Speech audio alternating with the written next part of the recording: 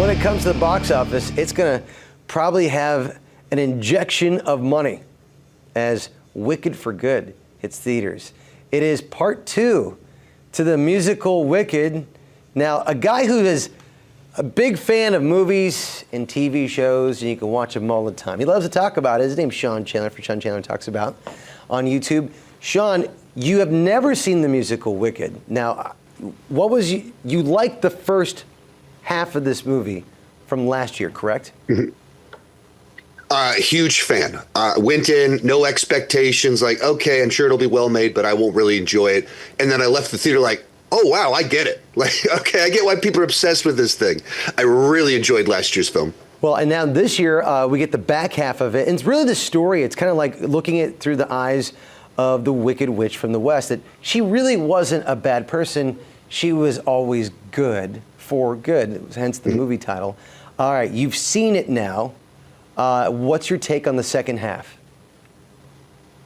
I would say that this was a significant downgrade of a film, that this one was closer to what I expected the first one to be, and didn't kind of have that wow factor for me.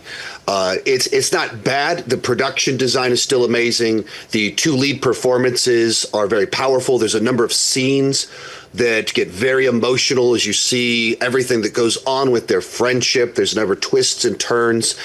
But because it is trying to tie in so much into the Wizard of Oz, it feels like there's a bunch of kind of like pieces being kind of forced together. Like, hey, wait a minute. And you have to have certain transitions for characters, and so then they become unlikable. And so there's just a lot more with this movie that I found frustrating or messy or choppy. The moments can be spellbinding, but the magic overall has dwindled. Now, I saw the musical at the Pantages Theater here in Southern California, in L.A. So I get the whole concept, but yeah, it left me wanting, like, I knew what was coming next. So to you, who's watching it, you went with your sister, who is a huge Wicked fan. Yes. Now, that's your point of view. What did she have to say? Yeah, my sister, completely on the Wicked fandom, all of it, going back years and years and years, loves musicals. And so her takeaway was that it's still good, but you can feel them kind of stretching out 30, 40 minutes of playtime into 2-hour plus runtime for a movie.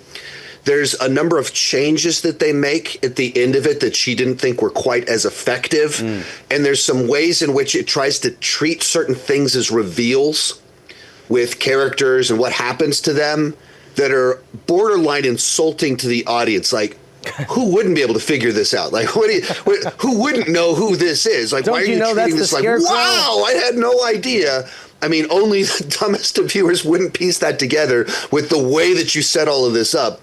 And so there were just a number of changes that just kind of didn't really work. I want to know for you the music, the musical. Like, the music is what really carries Wicked. Wicked for Good doesn't have great songs toward the back end of its catalog, but do we have good songs in this? I know they added some new songs.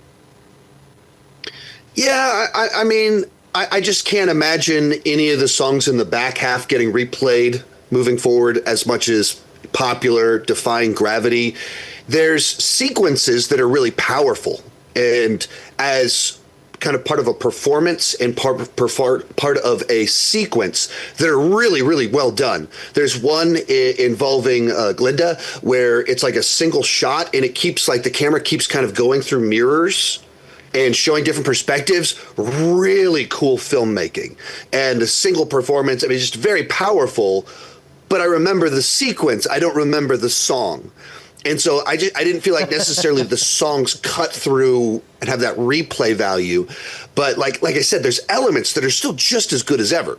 All right, well, I still have a lot more questions I want to ask about that. Plus, there's other movies coming out. So on Fox 58, you're going to join us again, talk a little bit more about Wicked for Good.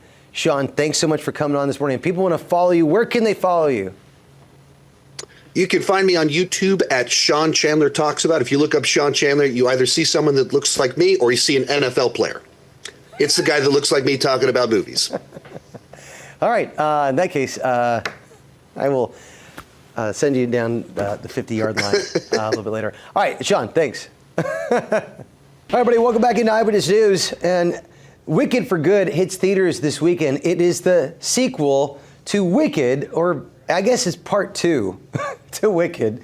If you know the Broadway musical, well, a guy who's already seen it can chat with us about his name. Sean Chandler from Sean Chandler Talks About. He loves talking about movies and TV shows way too much. Sean, now we talked earlier, and I encourage everybody to go to our website, bakersfield.com. You can go ahead and check out the whole interview what we talked about before. One thing you referenced in Wicked for Good, it's not as good as the first, but what still is a standout is Cynthia Erivo and Ariana Grande, correct? Mm-hmm. Correct. They are still fantastic in these roles. And the nature of this movie, because they're in a darker place, a more desperate place, you really get those dramatic performances and sequences with very complicated relationships where they have to have layers of emotions in the same delivery or the same performance of a song. And so they continue to be just great. Now, we talked, I think it was last week, about Wicked for Good, whether or not it would become like a big box office sensation like the last film. Now that you've seen it, do you think it will have legs like that or not?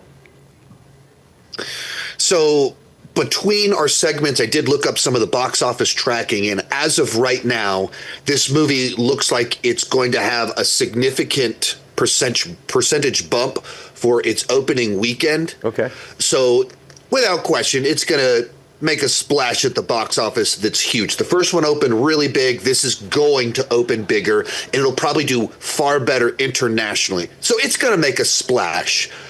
I don't think it will quite have the legs and rewatchability of the first film because it is, by its nature, a darker film, a heavier film, whereas the first one is about people coming together as friends and people forming relationships and starting dating. And it ends with this big crescendo that has a bittersweet side to it, but also is someone kind of fulfilling their potential. And this movie's kind of dwelling in a lot of just kind of the aftermath of everything and negative consequences. That's not usually what gets those repeat viewings. It's the sort of thing you absolutely want to go see it. You're not rushing to watch it a second time because it is a harder watch. Okay, well, heavier watch. Let me bring this up. There is another movie coming out to theaters this weekend, and it's great counter-programming because Wicked's for the ladies. For the guys, Sisu, Road to Revenge. I saw the first movie, Sisu. This is like bonkers, crazy war action movie. I liked it. What can you tell us about this movie? So I actually saw this almost 2 months ago at its world premiere at Fantastic Fest. I saw 25 movies at the film festival. I think this was my second favorite movie of the film festival. This is absolutely my kind of thing, and it played fantastic in a packed theater, people that just wanted some carnage candy. Before it started, the director said, hey, this is a bigger and bolder movie. And normally you go, right, you're supposed to say that. But legitimately, it is a bigger, more action-packed film. I don't know how you can do that. Basically, this time it's because it's vehicles this time. The first movie was him on the ground. This one, it's him in a truck. Well, it's planes, trains, and automobiles is what it is. Like, it's just, it's like Mad Max Fury Road in the world of Sisu. And it's a more personal film. It has Stephen Lang as the villain, so he's a lot more memorable, and it has a better emotional hook. First one will always be fresher because it's the first time. But this movie, I think, does kind of all the specifics better.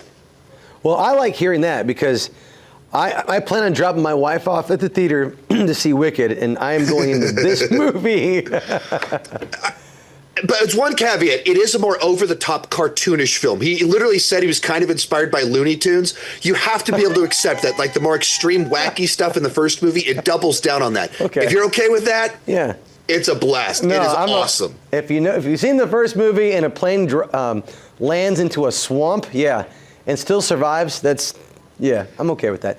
Sean, it's more of that. Sean from Sean Chandler Talks About. You can watch him on YouTube and anywhere at Film Critic, Rotten Tomatoes. Thank you so much for coming on this morning, and you have a great weekend, sir. You too. All right.